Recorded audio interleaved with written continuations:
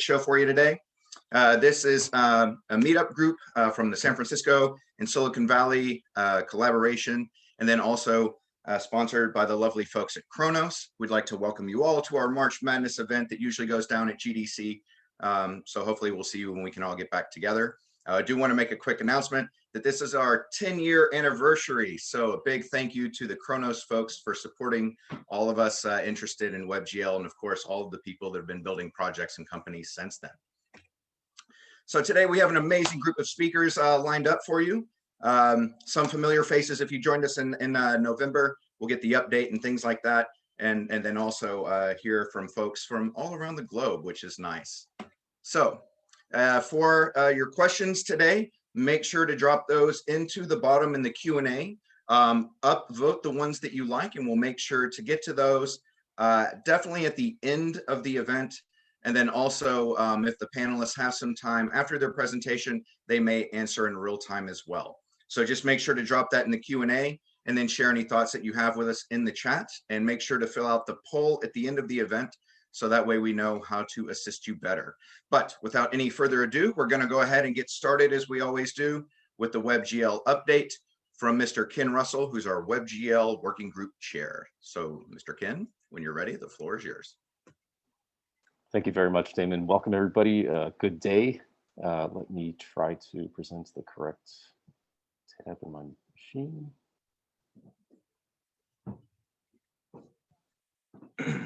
Okay, how are we looking? Can you see the slides? Yes. Okay, fantastic. So welcome to our second virtual pandemic WebGL meetup, and happy 10-year anniversary to all users and developers of WebGL. It's been a great ride, and we're looking forward to a lot more. So here, on behalf of Khronos' WebGL Working Group, are some updates. We've got a great agenda, so let's just dive right in. Let me remind everybody that there's a ton of cool WebGL stuff coming out every day, and Khronos' working group tries to find these and highlight them to the community, and they're sent every couple of weeks to the WebGL developers list, and I would strongly encourage everybody on the call to please sign up for that list and participate. The community is great, really supportive. It's a great place to advertise your projects, get feedback, so please join and share your own creations and findings. Now, the event that you've all been waiting for, WebGL 2 in Safari. How is this coming along? Well, it is coming. The latest code can be tested on both macOS and iOS. On macOS, you can download Safari Technology Preview, and on iOS, it's available in the 14.5 betas. You can turn it on in Safari's settings. Unfortunately, the flag is not turned on by default yet, but we are continuing to encourage Apple to do so. And great collaborations are still ongoing. In particular, Apple is making major improvements to the Angle project's Metal backend, which will provide better performance, reduce the number of bugs that we run into on various GPUs, etc. You can follow the progress of the project on WebKit's issue tracker, and soon you can rely on the availability of WebGL 2 everywhere. So please invest the time to upgrade your applications to WebGL 2 now. Oops.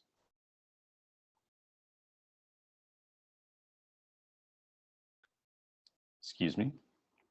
Please invest the time to upgrade your applications to WebGL 2 now, and test it in Safari and file any bugs that you find in WebKit's issue tracker. Now, some new features coming out. Support for extended gamut color spaces and high dynamic range for both 2D Canvas, WebGL, and WebGPU is well underway.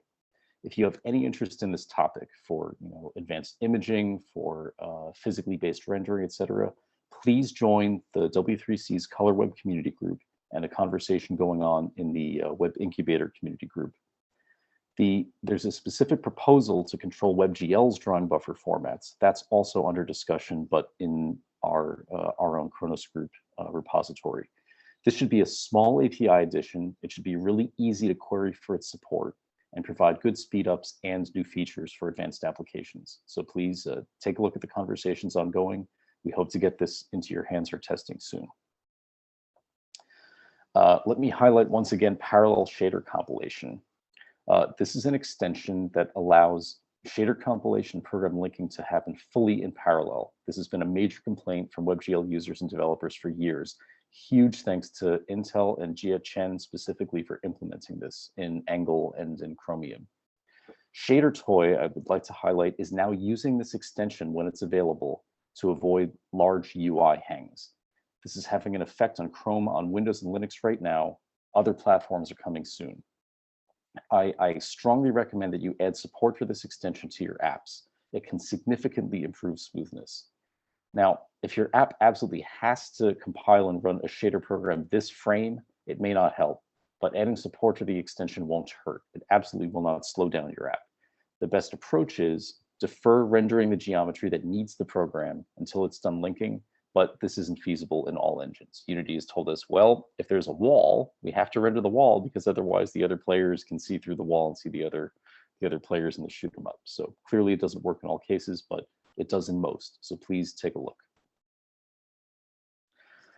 Some updates from elsewhere in Khronos. KTX2, major upgrade to this container format.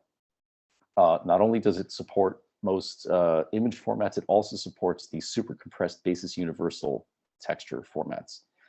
The KHR texture basis U extension adds portable GPU compressed textures to GLTF2. This is implemented already in 3.js, Babylon.js, Model Viewer, and more engines coming soon. There's a KTX parser library written in TypeScript. Khronos has developed super optimized transcoders for the basis universal formats, optimized specifically for the web, for WebAssembly, and they're tiny. This is a fantastic collaboration between Binomial and Khronos. Take a look at this. It's incredibly useful for your applications to get super high quality GPU memory efficient textures into your apps.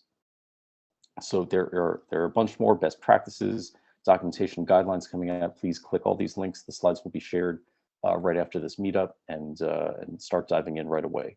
There will be a bigger announcement about KTX2 coming soon, by the way. In companionship to KTX2, Brandon Jones has developed a great new web texture tool. This is a library that makes it really easy to optimally load all kinds of texture formats into both WebGL and the forthcoming WebGPU spec. It supports, again, all the image formats and super compressed textures like Basis Universal and KTX2. Supports all the different flavors like 2D textures, cube maps, etc. Decodes and transcodes off the main thread, which is critical for web apps. You won't stutter your apps by adding support by this library. So please check it out, provide feedback, use it, advertise the fact that you're using it, and let's get awesome textures really fast into all applications. So since there was a question about this in the registration form, wanted to give some updates, and thanks to Emmett Lalish from the GLTF working group on this. Here are some updates on the PBR Next GLTF extensions.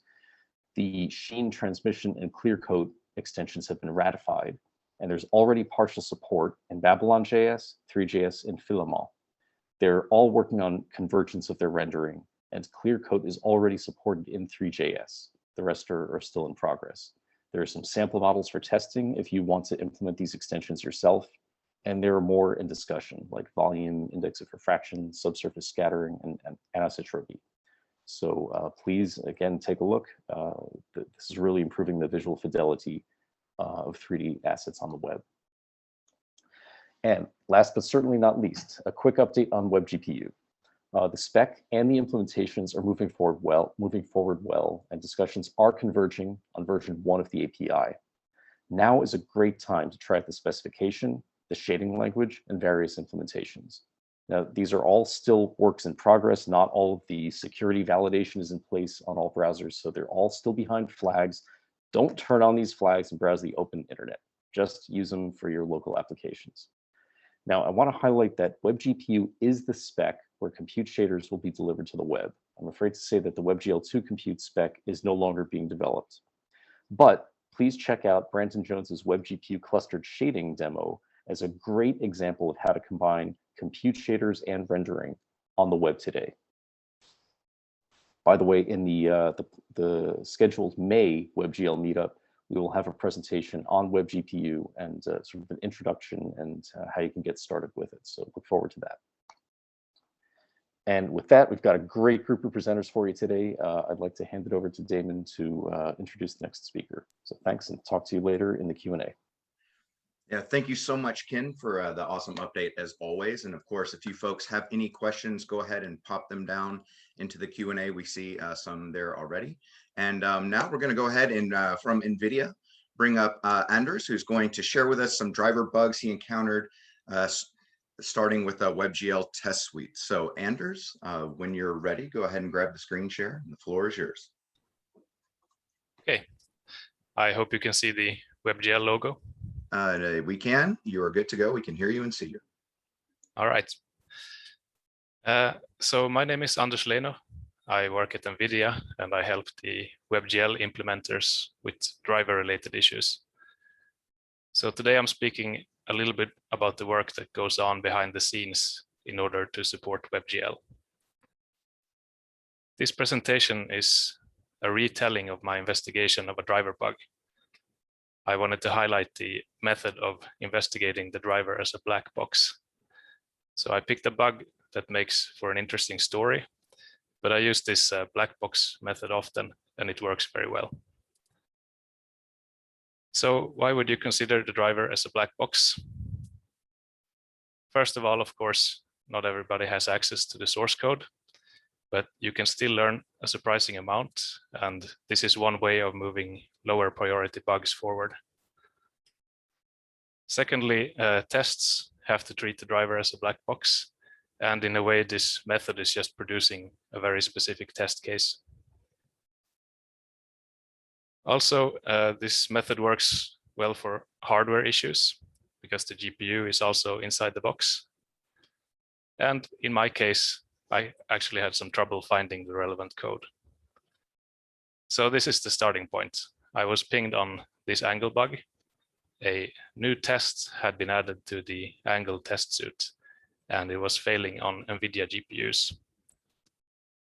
By the way, for those who don't know, Angle is a user space implementation of GLES, and it's used in several browsers to implement WebGL. So this is the code for the failing Angle tests. It's GLES code, but Angle is translating it to OpenGL calls behind the scenes. Starts by querying the maximum possible texture width. It's a large even integer. Then subtract 1 to make a large odd texture width. And fill level 0 of the texture with solid color. Generate the higher MIP levels. And verify that drawing a textured quad yields the same solid color when you sample in turn from each MIP level. Here's that in detail.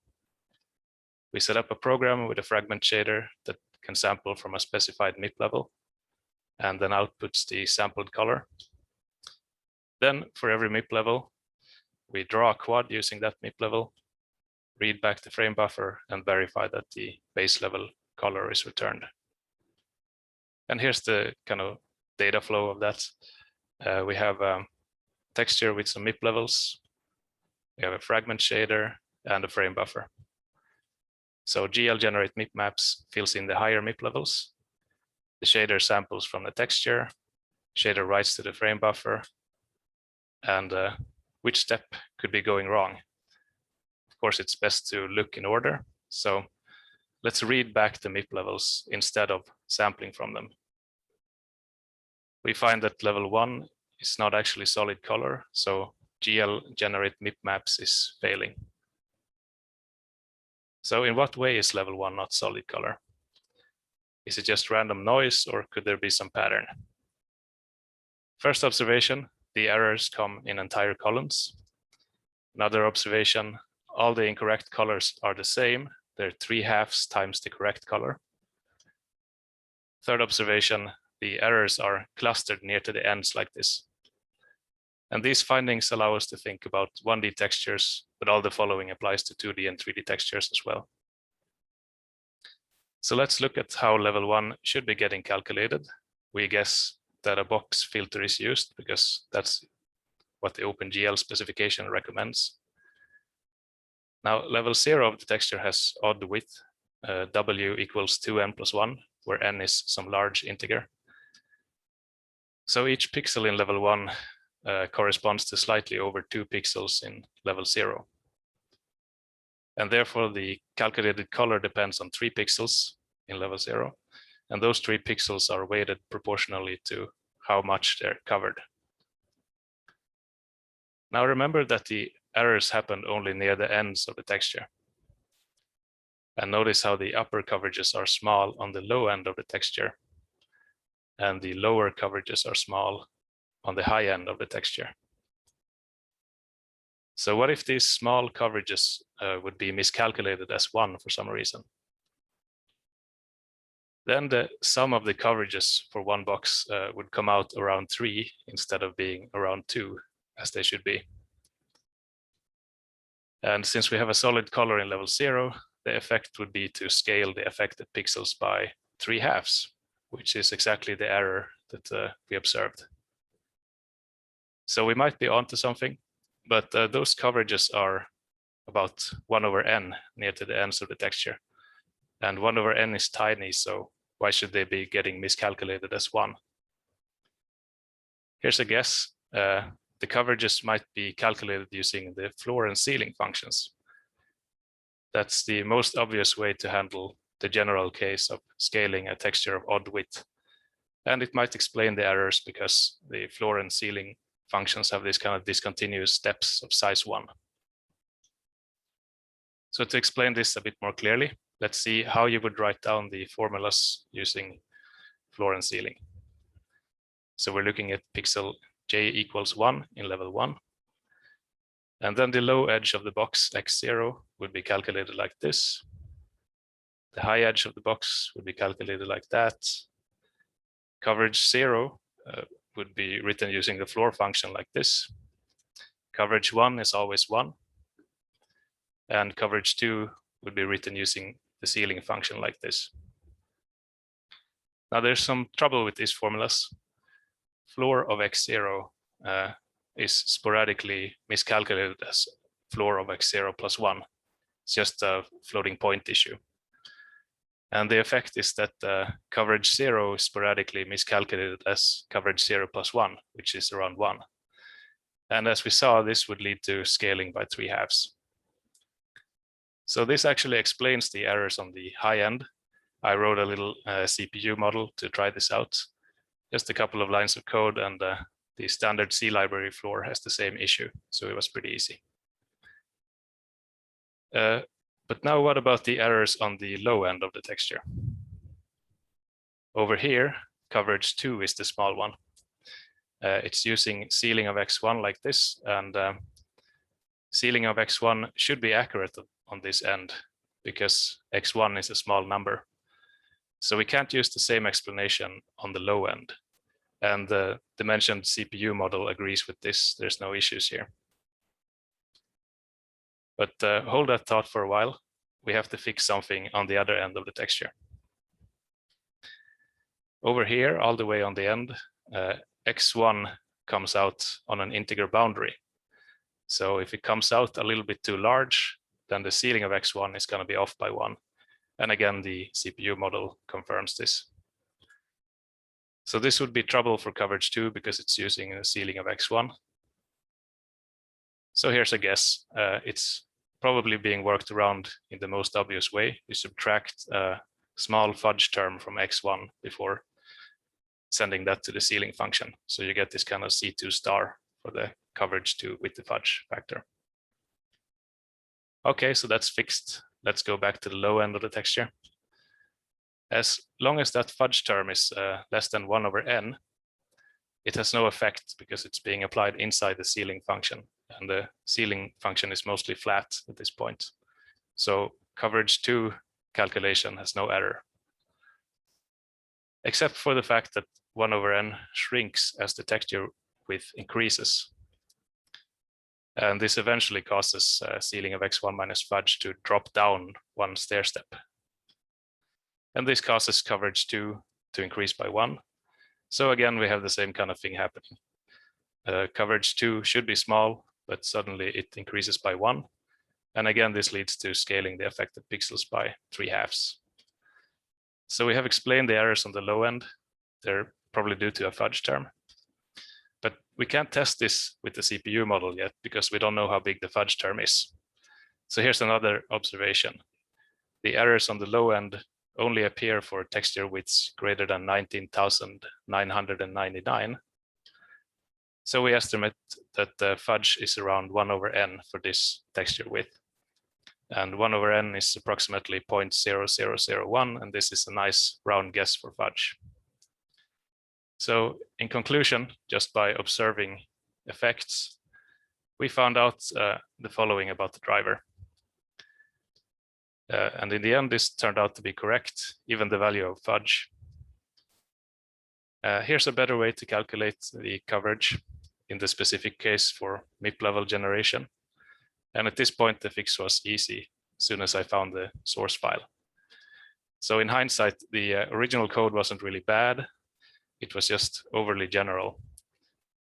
The floor and ceiling formulas are finally gone after 12 years and fudge after 11 years. So thank you for the bug report, WebGL. That's all I had. Awesome.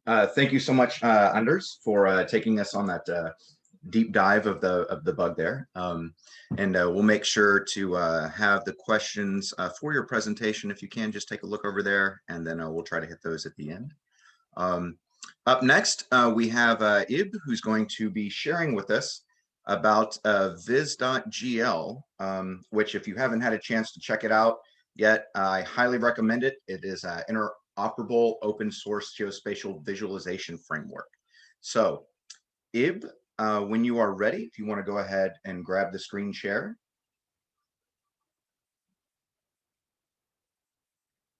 And we can see your screen. Okay. So whenever you're ready, the floor is yours. Thank you. Yes, so I presented, deck.gl and various components of the vis.gl framework suite, in a number of these meetings. And so this is the most recent an update on what's happening.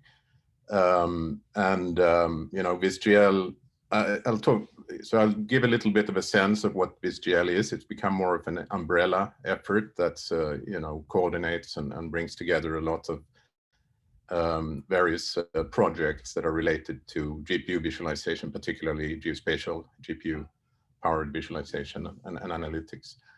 So I'll give some to the new frameworks coming in. I'll give a brief overview of those to show some highlights of the recent work that's been happening in vis.gl, talk a little bit about the roadmap. And one of the big things we've done with vis.gl is that we've taken it into open governance. And I feel that many of the projects that are being presented regularly here are, in the entire WebGL community is very dedicated to open source. And taking a project from open source is great. Taking it to open governance is like taking it to the next level in my mind. And so I'll share a little bit about how we did that and what that means. So today, I kind of think of vis.gl as a platform really for geospatial industry collaboration. So it's now part of the Linux Foundation in the form of the Urban Computing Foundation, which is a sub-foundation. So it's open source, open governance, and it's very inclusive. Everyone, is welcome to use and contribute and, and even participate in the governance. It's a very strong and healthy project. It has multiple major contributors, and we're actively inviting new projects to join the umbrella. It's set up to be, a kind of a composable suite where, different pieces can integrate either with other parts inside of the vis.gl Urban Computing Foundation or with other external efforts. We aim to do quarterly releases. We typically have weekly patch releases. We have very quick response to bugs. There is a very active community forum, both on GitHub, and also there's Slack channels available with lots of good discussions. As mentioned, the ecosystem is very active. There's several companies that have that stand behind this. and are actively, obviously including Unfolded, which I come from, but we also have companies like Google, Esri, NVIDIA, and so on, several major companies that are developing on this and backing this. In towards the end, so vis.gl has a number of pieces. There's a number of frameworks part of it that are part of this kind of framework suite. In the initial phase, a number of these were transferred by Uber. Many of these frameworks were developed originally at Uber. And in 2020, a number of these key frameworks were transferred over to, they've been open source for a long time, but were transferred over to open governance. And so the entire vis.gl suite is, effectively centered around deck.gl, but it also includes LumaGL, which is the, WebGL rendering framework, GPU rendering framework. There's Loaders.gl, which is a very extensive framework for loading geospatial and 3D data, big data, base map libraries, and Kepler is an analytics library. We also, as you may know, we also have now Python bindings. So all the power of deck.gl and these other frameworks is now available in Python and can be, this PyDeck module is published on, pip and Conda and can be installed in Jupyter notebooks. Now in 2021, we're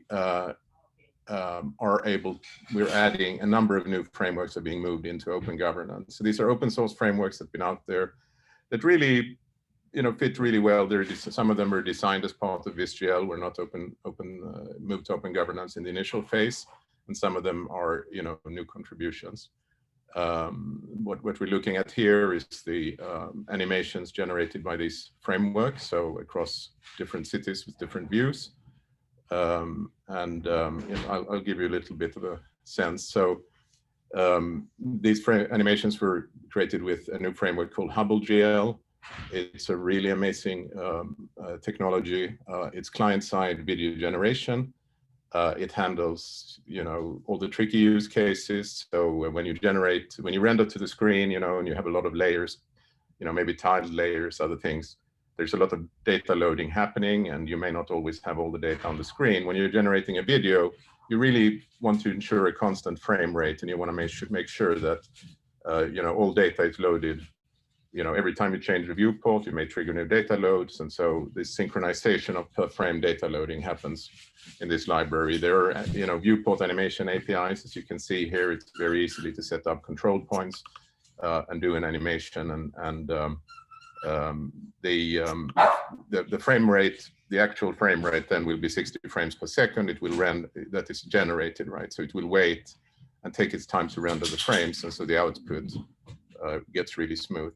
There is a growing, through Loaders.gl, there is a growing range of exports. You can export this in the client to GIF, MP4, and so on.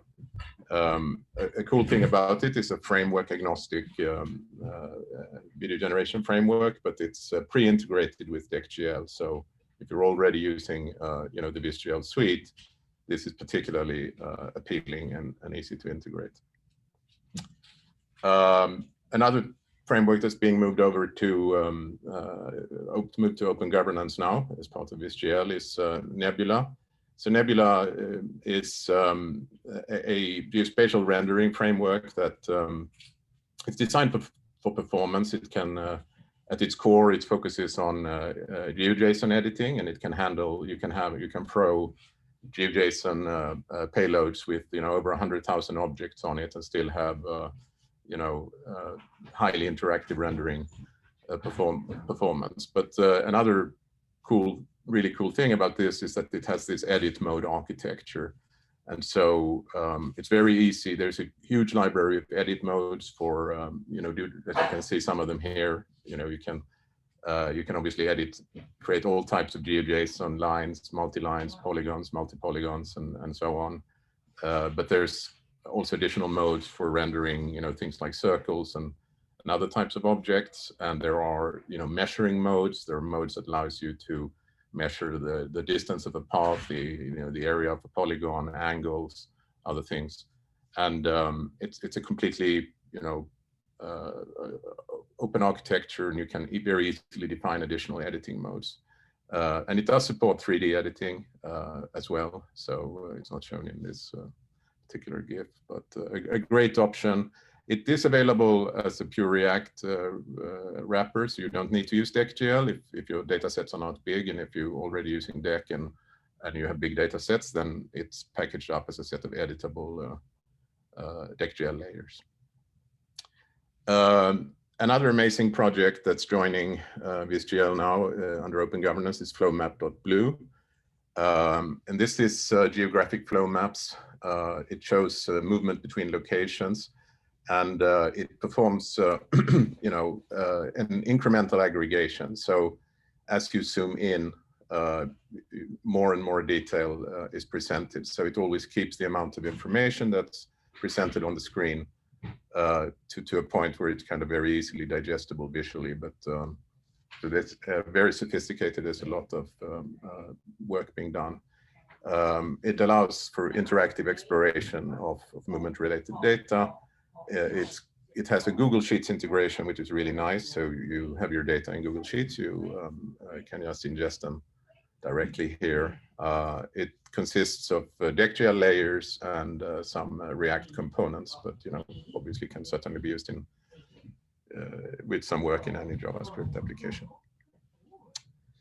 So those were the new frameworks. If we look a little bit, 8.4 was the most recent release, and so some highlights of there's a lot of different things going into this, very active development, but some highlights. The globe visualization is a new mode, so deck.gl has had 2D and 3D perspective views since its beginning, but now we've been able to add a globe view. And the really nice thing is that all the layers that you already have available, about 30 different visualization layers, plus all the custom deck.gl layers that people have been writing for their own applications, now work in a globe mode. So all you do is basically you replace the map view that you might have in your app with a globe view, and you're up and running. Obviously, one of the problems with this is, if you're using a base map, maybe something like Mapbox, it doesn't, at least at the moment, support the globe view. And so we have worked hard to get support for vector tiled the vector layers in deck.gl to work in the globe view mode. And so you can see here how a base map can still be provided if you have vector tile data. Obviously, all your favorite deck.gl features, 3D extrusions, you can make objects that have elevation. You can, use paths and arcs to show orbits, for instance, for satellites and flights and so on. And transitions, attribute transitions, where you can, smoothly move between, 1 million positions and to another 1 million positions in your layer, have that being animated, and the existing animation facilities, as you can see, for massive data, all work in this mode. Tile layers continue to be a focus. So making sure we can load massive data sets larger than the browser can handle. We keep building out this and dealing with edge cases and corner cases and various types of projections and so on.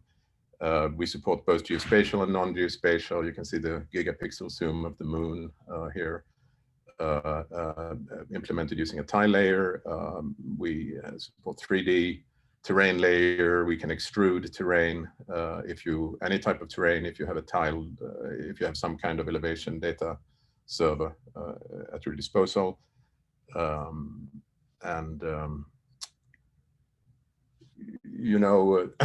Another thing that with all of this is that it is very carefully architected to be framework and data format independent.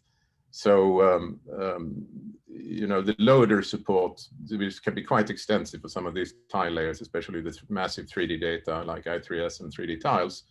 Those loaders are completely framework independent. They load into a common format with common helper classes that don't depend on any framework. They don't depend on Luma.gl. They don't depend on deck.gl. And everything is loaded into, array buffers and typed arrays in JavaScript. So everything is optimized for use on the GPU, but the amount of glue code that would be necessary, even if you're not using deck.gl or GL to use this, for instance, in 3JS or another library, is is very minimal. And so it's really set up to be something where we can, potentially collaborate across, framework boundaries. And it's also easy to add new formats. So if you have like another format, like we're kind of working on poetry, for instance, and it's very easy for us to add that because we just add a few loaders, and then we can reuse all the existing functionality that exists for using tiled 3D data. So it's very pluggable and extensible. This is a little bit of a side. We have developed the ability to convert between massive 3D data sets. So loaders.gl now also has tile converter functionality. There's two major standards, I3S and 3D tiles, and we have a two-way converter. So this is actually a 3D tile sets that normally we would load in Cesium. It has been converted by loaders.gl to I3S, and it's now loaded. This is screenshots is from ArcGIS. Conversely, this is an I3S data set that has been, and these are terabyte-sized data sets, so they're quite massive, converted in batch. And this is a 3D tiles that can be converted, I3S data set that has been converted to 3D tiles and then loaded, as you can see, in Cesium. So again, you can use all of these things with and they integrate perfectly with Deck and will work automatically in deck.gl based applications. But this data, as you can see here, can also work in other renderers. And of course, we have massive point clouds. So this particular one is 3D tile. It's a Cesium 3D tiles. It's 355 million points, and you can explore interactively. And the points, as you can see, are loading as you zoom and interact. With this, implementing these and rendering this is quite, extensive in itself. But ultimately, the interesting thing is to be able to do various types of analytics on these big data sets, and taking the implementation all the way so that it supports also the segmentation information, the metadata, and so on. This is something we recently have been adding. And this, obviously enables analytics both on the CPU and the GPU side. So this is something we're really excited about. And we're really getting to the point where we have full implementation for both of these major, massive 3D data standards. Next step for us is vis.gl 9.0, which would be deck.gl 9.0 and LumaGL 9.0. What are we working on? Many things, but obviously for this particular group, it'll be, I think web GPU support is of course very interesting. So I think we have some of the basics in place. These are a couple of deck.gl layers that are rendering on web GPU. We are going to make LumaGL API, basically, which consists of classes of textures, and it's very closely modeled on the kind of GPU API primitives. And we're going to make that work on both. They're going to be implementation both on WebGL and WebGPU, and you can choose if you want to install one or both of these kind of implementations, and you'll have a device, a WebGL device or WebGPU device, essentially, that you can instantiate in LumaGL, and then you can, create all your resources through that. We're porting the LumaGL classes to WebGPU, removing all our shader modules to uniform buffers instead of individual uniforms. And I guess as most frameworks, when they reach a certain point, you need to do shader transpilation. We do have LumaGL automatically, does light transpilation on shaders from GLSL3 to GLSL1 when you're on WebGL and so on. And we're extending that to handle uniform buffers, and also looking at supporting GLSL 4.5, I believe, in for WebGPU. And comment here, we also have a C++ port of deck.gl. It's called deck.gl native. It was written last year, and it was already built on the WebGPU API. It's the C++ implementation of the WebGPU IDL using the Dawn library. Another thing that I feel is really exciting, and I may be somewhat unique to vis.gl, is we're working very closely with NVIDIA to create CUDA integration. And so NVIDIA is building out a very powerful Rapids library, which is under the hood powered by CUDA and OpenGL. And this has been going on for quite a while. I believe it's been done. It's been a kind of closed project, but it's just been opened up. It's not quite ready for use, but the repository is open, and it does have some really interesting features. It enables LumaGL and CUDA buffer interoperability, so you can move data, between Luma and CUDA, and obviously get the tremendous GPU processing capabilities that CUDA offers. The rendering obviously happens on Node.js. You can't access CUDA from the browser. And you can run it on Node, and you can open up a native window and render it. But in the next release, not the first release, there will also be, and it's already working in the lab, there's video and event remoting, so that the rendering you're doing on CUDA on the back end is H.265 encoded and streamed back to the browser, and all the events, the event handling in Luma and Deck has been wired back, so that it goes so that you get an incredible experience in the browser. You can actually interact with your visualization that's running, on a CUDA powered backend in the browser. And this is a graph, obviously a 3D graph that's running, being processed by Rapids and rendered using vis.gl under Node.js.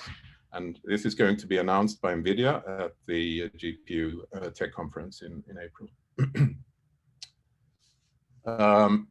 On loaders is another big part of this framework. We obviously, like everyone right now, focusing very hard on getting really strong support for compressed textures, including basis.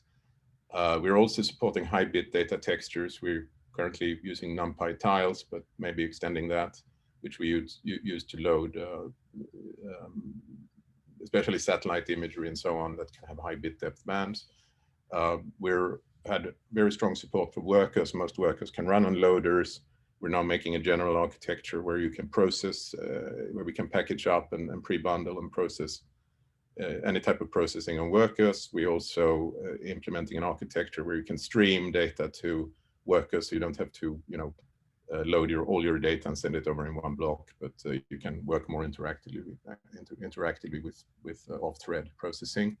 And for the massive 3D data, we're, as I mentioned, aiming for full support of the standards. Sorry to interrupt it, but we've really got to move to the next presenter at this point. Okay, sorry. I'm really sorry about that. No worries. All right.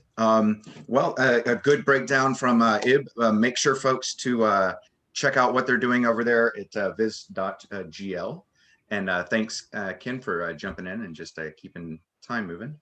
Up next, we have Philip Taylor, who's going to share with us about Zia, which is a very cool engine. So Philip, whenever you're ready, the floor is yours. Thank you. Hi. I'm introducing Z. It's a visualization platform for professional graphics. Next. Sure. Okay, so a bit about myself. I'm from New Zealand. I started my career in television production, worked on BBC documentaries. From there, I worked on plugins, commercial plugins for the 3D Studio Max platform. I came to Canada to work at companies like Autodesk and Softimage, where I worked on tools for the visual effects industry. I've done a lot of work in different visual effects related projects. I founded a company called Fabric Engine, which built tools for the visual effects industry. And I wrote a project called Horde, which became the software that drove the battle and crowd simulations in the Warcraft movie.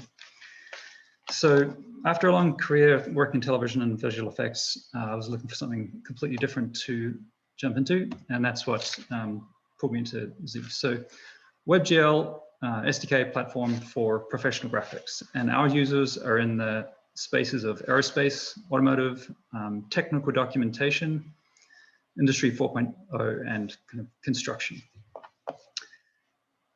So just a little bit about what we sort of focus on. We have C++ SDKs to load like a wide variety of CAD file formats. We have these SDKs will do things like analysis on this data, optimizing it, looking for sort of what we call congruent geometries, any geometries which kind of match close enough that we can reuse them. And in various data sets, we get huge results there. Sometimes we can reduce the number of total geometries back to 70%. Then it goes through a bit more compression and outputs a file which we call zcad. So zcad is our own portable web format that sort of, we started developing this before we started learning about GLTF, but we see GLTF as a big part of our future going forward as well. On the client side, we have a WebGL rendering engine. It's got a plugin architecture that supports plugins for scene data or rendering. We've worked a lot on rendering performance, supporting instancing whenever possible. Recently, we've been updating all of our rendering to support the new multi-draw extensions. So now actually in our rendering engine, almost everything is multi-draw. So huge data sets can be rendered in just a few draw calls, which is leading to excellent performance. So thanks for that, guys who worked on that. We have invested a lot in WebXR tools as well. So supporting WebXR or WebVR throughout the tools that we developed. And so customers using our engine can just sort of turn on it WebXR and make their applications XR compatible. We have a full PBR rendering pipeline that is looking good, although our focus is really on data. Super high quality rendering is not sort of the top priority on our list. We focus more on kinematics and animation, so being able to move things around and control that. And we have tools for collaboration and user experience and UI, which I'll talk a bit about in a second.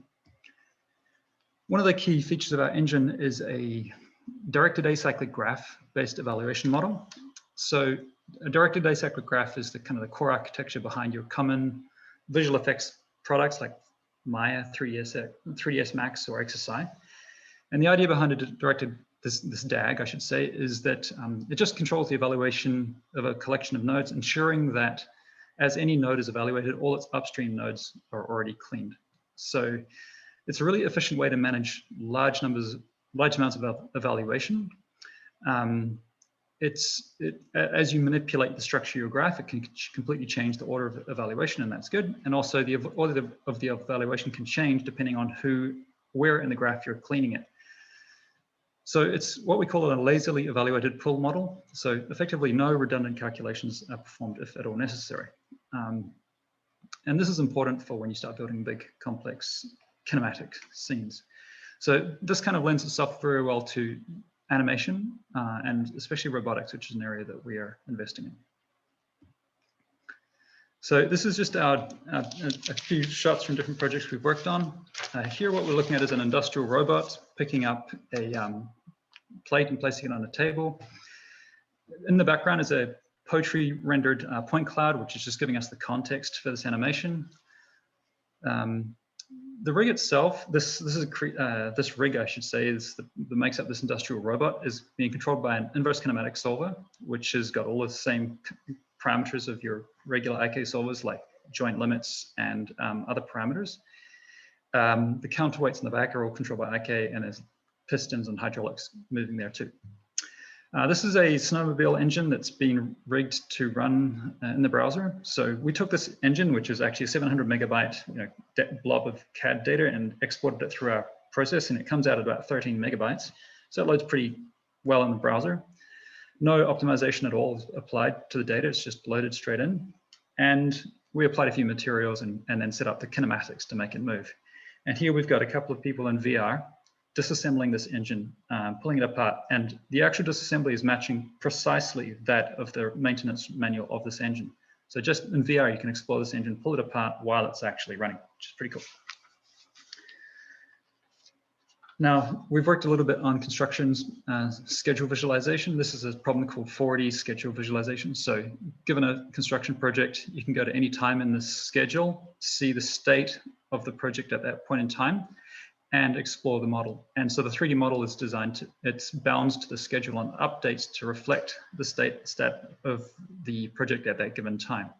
You can then, of course, just jump into VR and explore this model in VR, which is quite a fun experience too, and gives the people a completely unique way to explore this data set.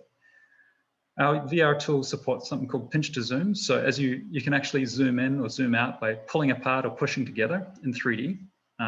We just took the same sort of user experience we've seen in a mapping tool and applied it in 3D, and it works super well.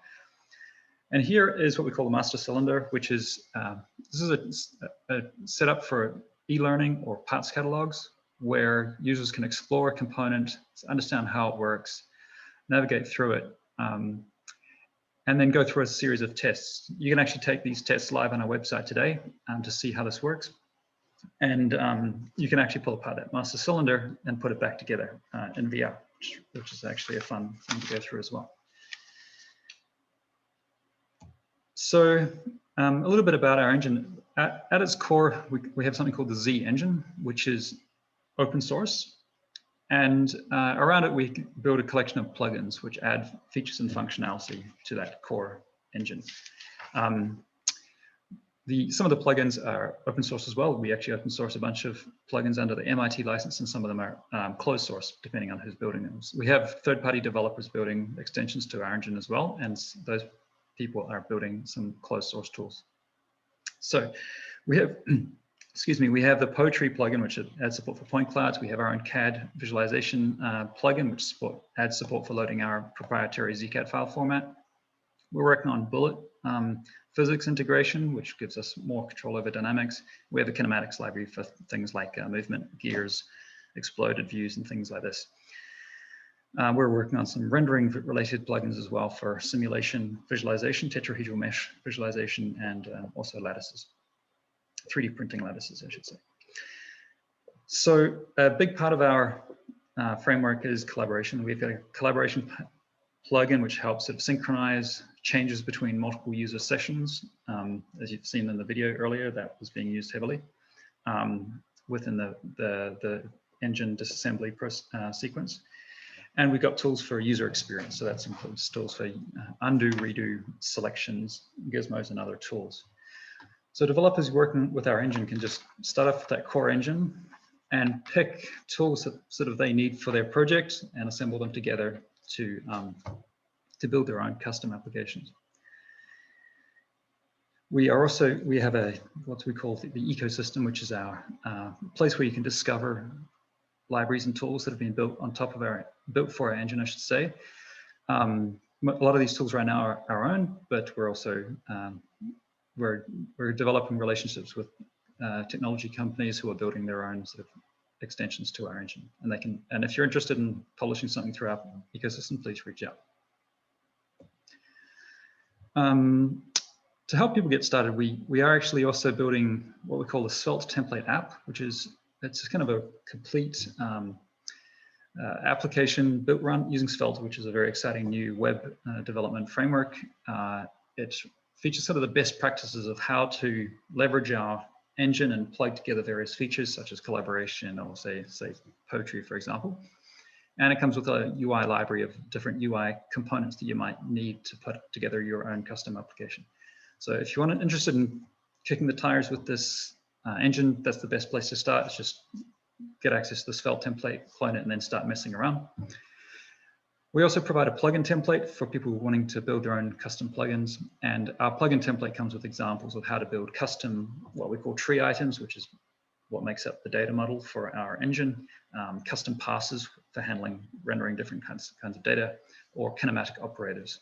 And we put this bottom screenshot on the right here is actually the results of the sample plugin. It shows a ray marched surface being rendered through the plugin, but it's also still integrated with the rest of our PBR lighting pipeline, and all of our other tools work as well. For example, selection or ray casting.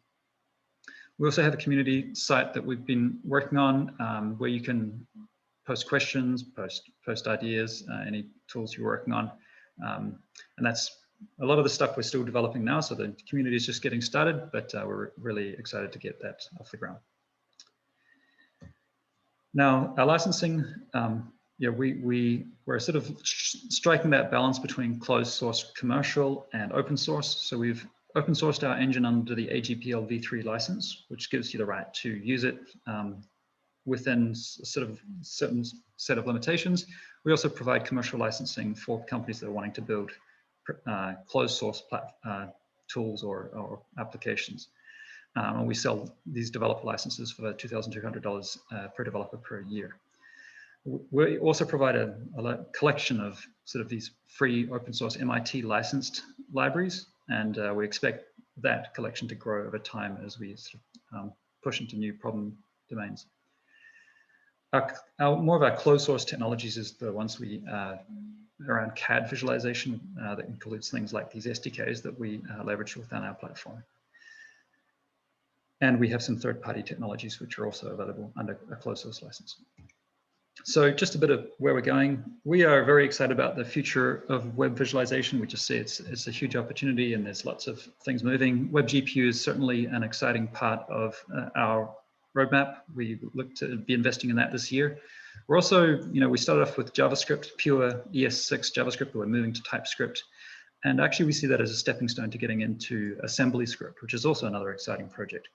And one of the outcomes of that would be to support multi-threaded graph evaluations, which would just make our engine super powerful. And GLTF is another area that we're already investing in, adding support so that we can handle bringing in data for a wide range of sources. So I think that's it for me. Thanks for listening. If you have any questions, I'd be happy for you to reach out to me. I'm on Twitter or LinkedIn. This presentation is available after the meetup, so please feel free to grab it. And a lot of the things that were featured in the videos are available as live demos on our website, so please go and have a look and play with them. Thanks.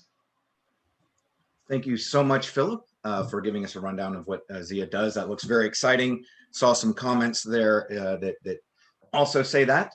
And so up next, we have Ivan, who's a tech support and contributor for Pixie.js that you see there. He's going to share with us some of the WebGL tricks that they used with a recent game. So Ivan, when you are ready, the floor is yours.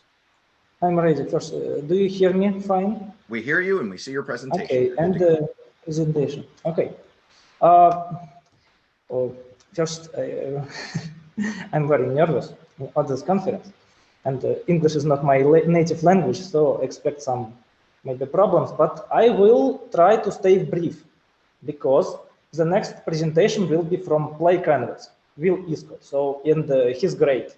So I am acting as his warm-up. So what can I say? I'm part of Pixie.js project.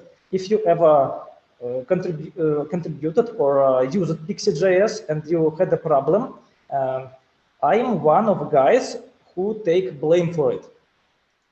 Okay, so about the game, I worked 4 years on one game to move it from Flash to HTML5. The game is very big. Like, yes, that's the scope of the project. Every day, people waste 40 years of their time in this game.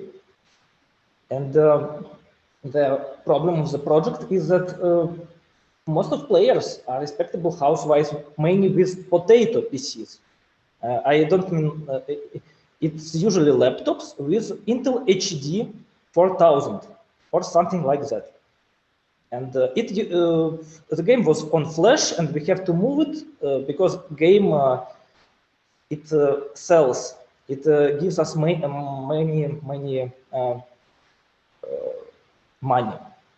Okay, so what are we working with? 95% has WebGL 1, and that's our target. The other players, we can just tell them to use a Flash player in special browsers that they can download, like a desktop app.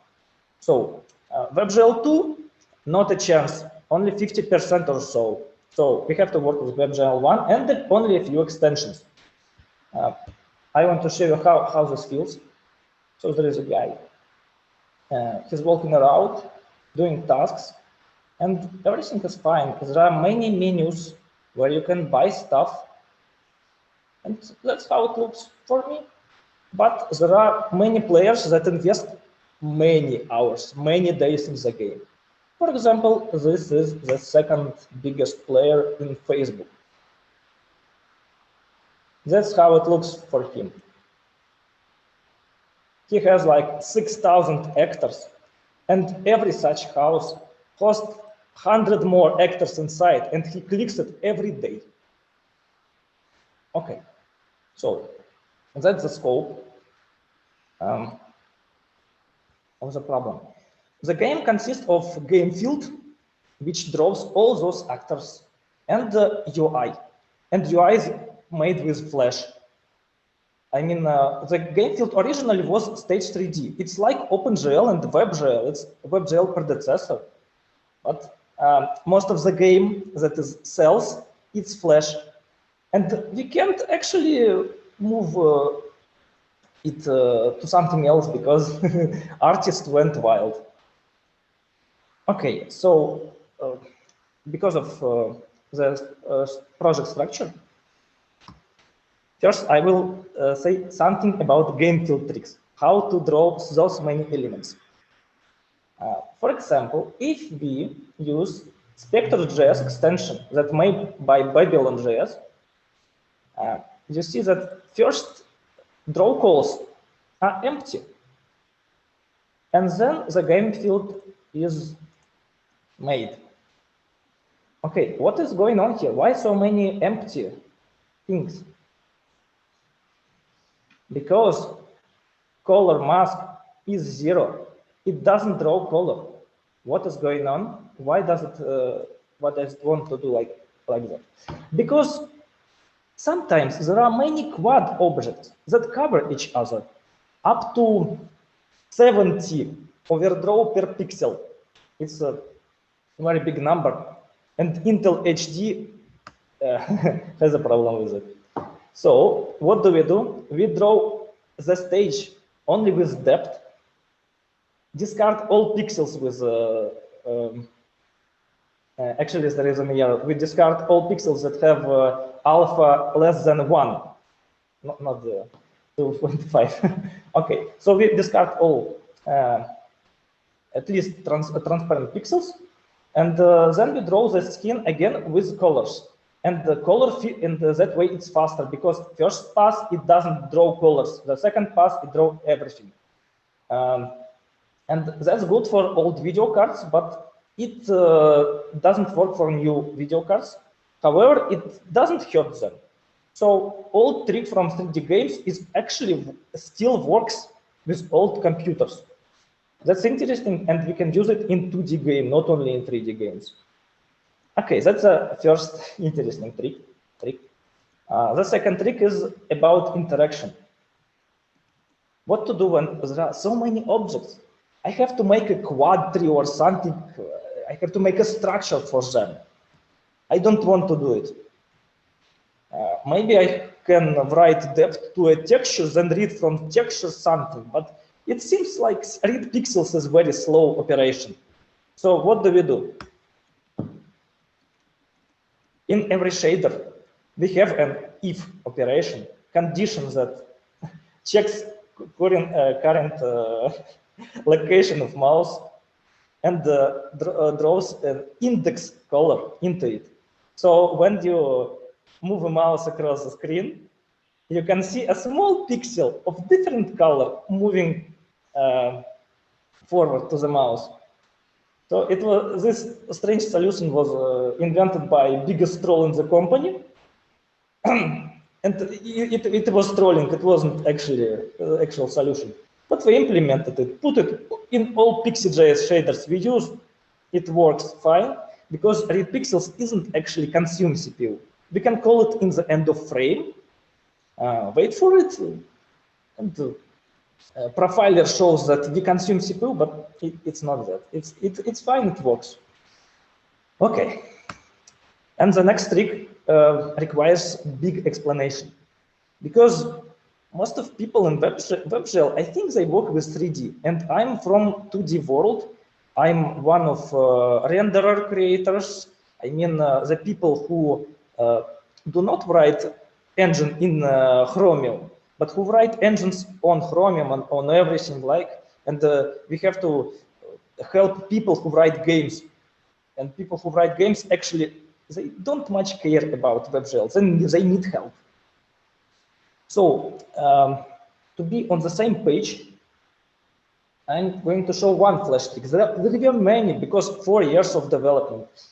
I'm going to show only one. The problem of vector shapes is that it's not triangles. We have to draw paths, and shape consists of that path. We can make a shape of a cat using paths. WebGL doesn't have paths. It has only triangles. First idea is to use Canvas 2D. It's easy to use, move to, line to, everything, all the vector exist in Canvas 2D. And then we can text image 2D to it, so, 2D. So many people use it, but it has a problem. Conflation. If you draw a code with it, that exported as Flash, or made with SVG or anything, it's not our fault. There are seams on the code, like it was butchered by someone. So what to do? There is the problem is that if you draw alpha 50% and then another pixel alpha 50%, it's not 100%. You have to fix the alpha. It's not a good solution, but it works. And the first idea, we fix the alpha. Everything that alpha has like 70% or so, we make it one with linear functions. It even exists in SVG. If you ever exported SVG from Adobe Animate or CorelDRAW or whatever, any vector editor, yeah, there is a problem. You have to fix it. You can use maybe a pixel filter to remove this alpha. As you see on the top, the guy have a parasite alpha everywhere in between different shapes. And it's not only our problem. Even Google had a problem with it. They didn't notice that they had a Google Doodle with conflation issues.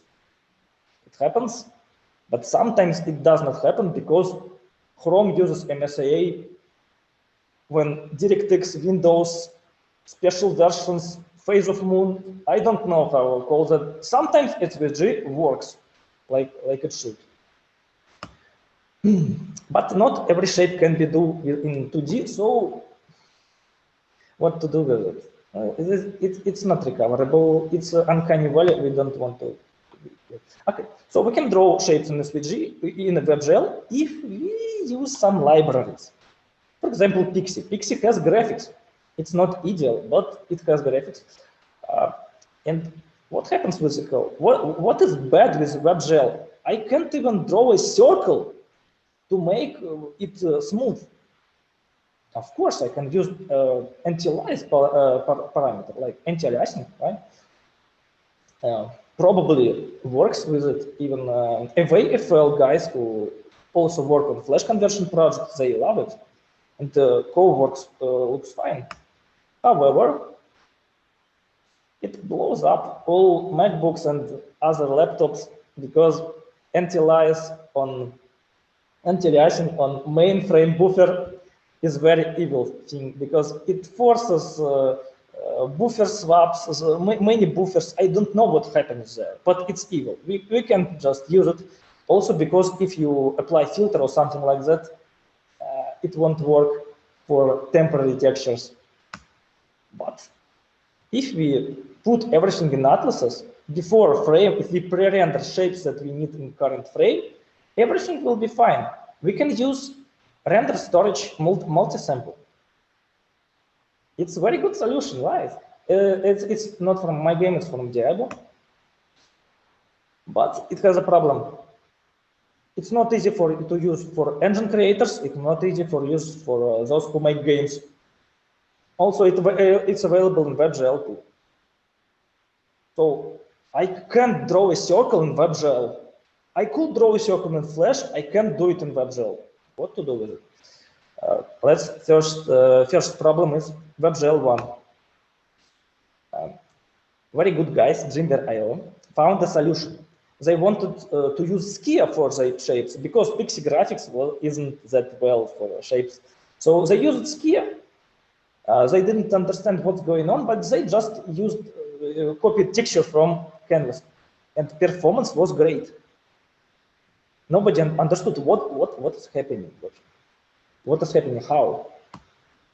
It turns out that if you fill the texture from another WebGL context, it actually works purely on GPU side. Of course, it has fans, but it's good enough for several calls per frame. That's the third trick we used. It's great, really, because now with this trick we can make a universal solution for all shapes. We collect shapes for current frame, all the shapes we need. We separate it by anti-aliasing type we want. We pack it in atlases and draw each atlas first to surface for anti-aliasing. And then we use a handy algorithm. Depending on which surface we use either we fix conflation and upload it in Canvas 2D, either we use a WebGL 1 hack that I just introduced, either we use bleed frame buffer iteration. Okay, now we can, in our frame, after we do that, in our frame, we can use those shapes, either draw them on screen or collect them, copy them to for later usage in the cache.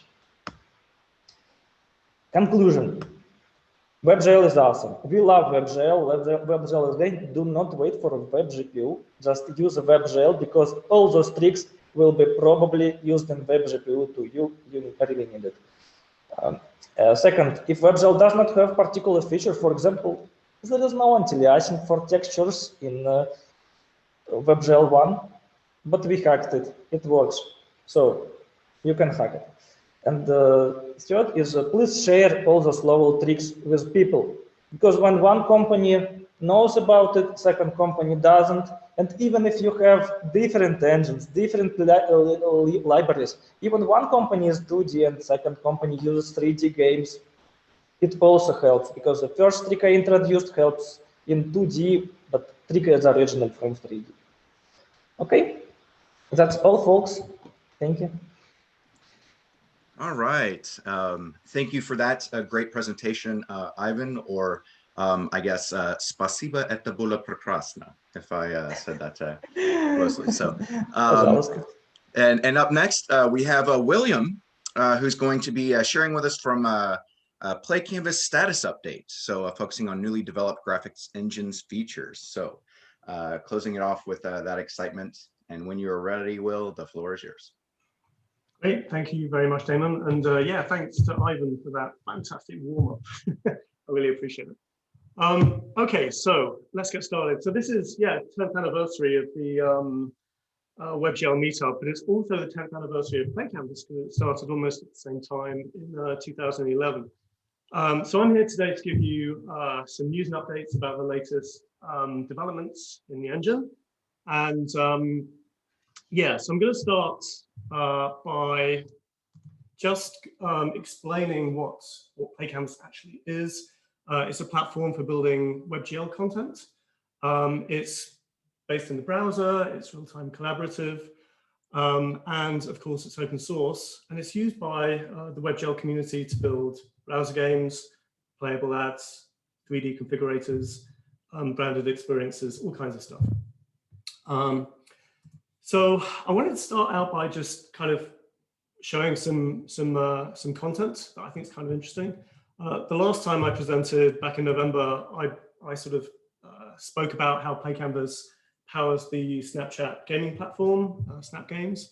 Well, since then, there have been several new games that have been released. I think my favorite one is there's a game called Bitmoji Paint, which is an MMO where you can essentially draw pixel art with like tens of thousands of other players. And this game's gone viral several times on TikTok, and it's just been incredible to see the interest in this game. But Play Canvas isn't just for making games. I mean, it's, as I said, it's used by automotive and visualization industries too. So I want to showcase some work that was done by a German digital studio called Raybounce, and they made this little diorama showing how to maybe spice up 3D vehicle configurators by introducing animation into those applications. And they also built this visualizer for some industrial machinery, which is using the Play Canvas 3D UI system as well for interactions.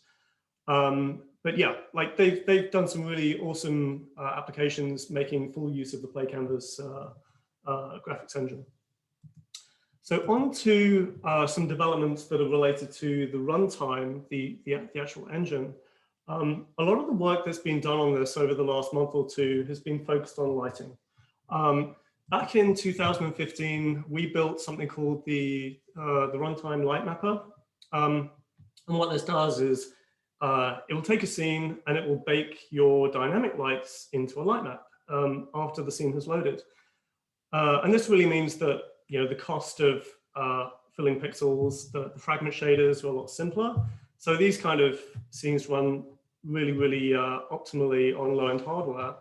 So that's kind of cool, but like one of the drawbacks of this runtime light mapper is that it only handles direct light. So it doesn't handle bounced light. So the results aren't super realistic. And you can see this more clearly in this scene here. So this is just a very simple scene that has a single directional light casting shadows. And essentially, you don't get that bounce light that gives you that realistic look. So we've tried to solve this problem recently, and here is the result. What we're doing is we take that main directional light and we jitter it like n times. And then for every jitter, we accumulate that into the light map, and it essentially gives you like softer shadows, basically. And then in addition to that, we also accumulate a skylight into the same light map. And again, that's sampled several times. And once we've generated the final lighting in the light map, we then post-process the light map with a bilateral filter, just to remove the noise that you can see due to like a fixed number of samples being used. So clearly, we're really happy with the results here. It looks fantastic, but obviously in a lot of applications, lights and objects might not be static. So we've tried to solve that problem too. And we've done that using a technique called clustered lighting. And here's a prototype of that in action. So in this scene, you'll see there's 254 dynamic point light sources, lighting 256 meshes. So in the current Play Canvas engine, if you were to construct that scene, it would take about 35 milliseconds to render on the GPU, which isn't great. So using this clustered lighting technique, what we do is we take all of these lights and we bake all of the properties into a texture. And you can see the texture handling the light information in the top right there. And then we also create another texture that contains the definition of like a 3D array of cells that contain indices into these lights. So every time we fill a fragment, we just look up the right cell and we pull out the right lights from the texture. And using this technique reduces that 35 milliseconds cost down to just 3. So it's an incredibly awesome optimization. And I'm so excited to get this deployed into our production engine within the next few weeks. If you want to see how any of this works, just head to our GitHub. All of the code is there to be combed over. Okay, so onto tools updates. The first thing I want to just touch on is improvements we're making to importing 3D models. So if you import a 3D scene, you can just drag it into the 3D view. It's always worked that way, but now you can drill down into the hierarchy and start to manipulate joints in the hierarchy directly. which is pretty cool because now you don't have to like write code to do that stuff. You can just manipulate a hierarchy directly in the editor, which is pretty convenient. Something else that's new is something we call text mesh. It is a extension to the Play Canvas editor that allows you to build like three-dimensional like mesh-based text. So there's three strings here being rendered in Arial font, but you can just drag any TTF font on and it will regenerate the mesh using that TTF font. And more than that, you can even do things with custom shaders as well. So you can build, you can just grab a shader from, say, Shader Toy, like the examples I'm showing here, just drag them onto the 3D text and bang, with zero code, you've got pretty awesome looking 3D text. The last thing I want to unveil today is something the Play Canvas team is really excited about, really proud of. I want to introduce you to Shed, which is the Play Canvas shader editor. This is a node-based shader for constructing GLSL-based shaders, basically. So it kind of enables people who are not necessarily technical to create WebGL shaders. Yeah, so you just drag these nodes into the scene, hook them up, and you can create effects. And I can give you a demo of that now.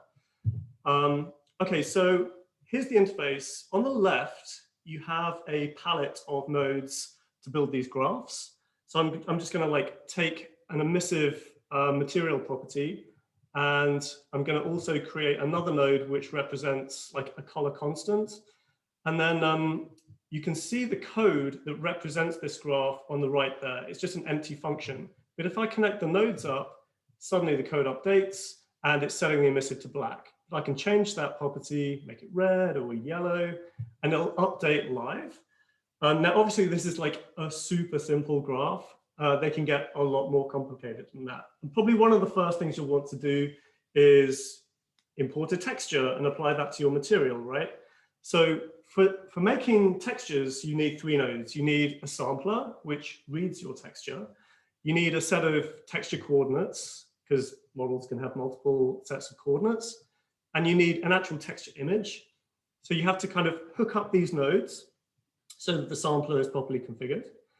And then once you've got the sampler configured, you can set the output to the emissive property, and then suddenly the texture will render on the material. Okay. But what I want to do now is take it a step further. I want to be able to tint that material with my color constant that I just created. So to do that, I'm going to need a multiply node. And then I'm going to set the inputs on the multiply node to the constant and the output of the sampler. And with those set, I can then set the output of the multiply on the emissive property. And voila, you've got a yellow tinted sphere. So a relatively straightforward example, but it shows you the principles of how it works. Now, there's a couple of other examples here. We've got like a normal map being faded in and out over time. Pretty straightforward. So time's just another parameter that you can apply to your shader graphs. And the last one is just a lava effect, which is essentially sliding two textures, animating two textures over the surface, but pretty effective. So that's the shader graph tool. It will be fully open sourced in the next few weeks. So we're looking forward to seeing people's reaction to that. That's all I've got. Thank you very much for listening. Awesome. Thank you so much, Will. And congratulations on 10 years. That's a pretty awesome run. So thank you all presenters. And now we have time open for a little Q&A. So our first question comes from Jan. And I'll go ahead and let Ken, if you want to tackle this and then read it out, there's a lot there. So sure. Also, just want to echo to all the presenters, just awesome work. This is so exciting to see. So Jan, your question is, there's WebGL 2 experimental setting in stable Safari already. Does it differ from what's available in Safari Technology Preview? Haven't seen any lot of updates in Safari's changelog since SDP 114. So I don't know what Apple's release schedule is for Safari, but I can tell you that it can be months behind the tip of tree code in WebKit. So you're absolutely, please do try turning on the experimental WebGL 2 setting in Safari, but basically, please always try Safari Technology Preview. If you see content that's broken in Safari and it works in STP, don't worry about it. It'll be fixed soon. But if you ever see something where it was working in Safari, like WebGL stuff working in Safari and broken in STP, or just doesn't work in STP at all and works in other browsers, please file a bug. The links are in our slide deck. Just make sure the component is WebGL, and it'll be seen by developers, that are contributing to WebKit, and we will address it as soon as we can. And also, again, I want to underscore that you can install the iOS betas. You may need a separate device if you don't want to, do that on your main phone. And you can test the latest code there in the WebGL 2 implementation in Safari. So I really encourage you and other developers to do that so that we can make sure that the implementation is bug-free when it actually goes stable. Awesome. Thanks, Ken. And then the next question we have, it looks like, is for Will. Does PlayCanvas plan to integrate BIM types? Good question. So most of the people that are using PlayCanvas in that industry tend to just kind of be getting their model data into FBX format and importing it that way. There is a PR that's open on the engine repo, which integrates loaders.gl that Ib was talking about. I haven't looked at the full list of formats it supports, but I mean, certainly it supports things like, PLY and, Draco and OBJ and stuff like that. So, I mean, that might be of use as well. But at the end of the day, like, the way that the engine's set up is like, if you see something that it doesn't support, we do encourage people to kind of get their hands dirty and just submit a PR. Awesome. And then it looks like another question for you. Can we use generated shader in playcanvas.js directly without the editor? Sorry, is the question like, can you use a shader from the shader editor in a different engine? If Umut wants to give us a little bit more definition, it looks like that was just his question. Can we use generated shader in playcanvas.js directly? Right, yeah. Okay. So yeah, we've had discussions on the team about this over the last week. So the intention is that the shader editor is going to be used to generate. It's going to be like engine agnostic, right? So the hope is that if you're using Three.js or Babylon.js or any other engine where you need to generate shaders, then you should be able to export shaders and use them in your engine. So that's the plan. Okay. And are there any modules for async streaming of 3D models? Async streaming in PlayCanvas is built right into the core architecture of the engine. That's super important because, like, web-based content has to load in a very different way to, say, like apps that you might download onto your smartphone or like console games or anything like that, right? It's fundamentally built on incremental streams data. So yeah, like, you've got very, very fine control over the loading of your assets in your PlayCanvas applications. Awesome. Well, it looks like we addressed all the questions that we had in the Q&A. So I just want to say that, definitely we want to hear from you. So if there are folks out there, you're doing some development work, want to share with us a new product, a cool demo, any of your work with WebGL, just reach out to events@khronos.org, and then the folks over there will send that to Ken and myself, and we'll make sure to get you up for a future presentation. It's so cool to see what everyone's working on. And then also, I would just like to say in closing, a big thank you, amazing speakers. It's always so cool to see what's going on. I wish we had more time. I always lose track of what everyone's doing. And so it's nice to see. And then also a big thank you, attendees, for coming and joining. It's nice to be able to grab folks from all around. So we really do want to hear what you're working on. So with that,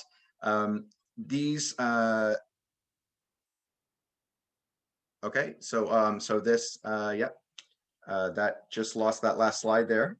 But these recordings will be made available at the Khronos website. So just go to khronos.org, events, WebGL Meetup 2021. And for more information about WebGL, make sure to visit the Khronos website. So on that, thank you everyone for joining us. Again, thank you speakers. Everyone have a lovely rest of your day and definitely week, and we'll see you next time. So thanks everyone.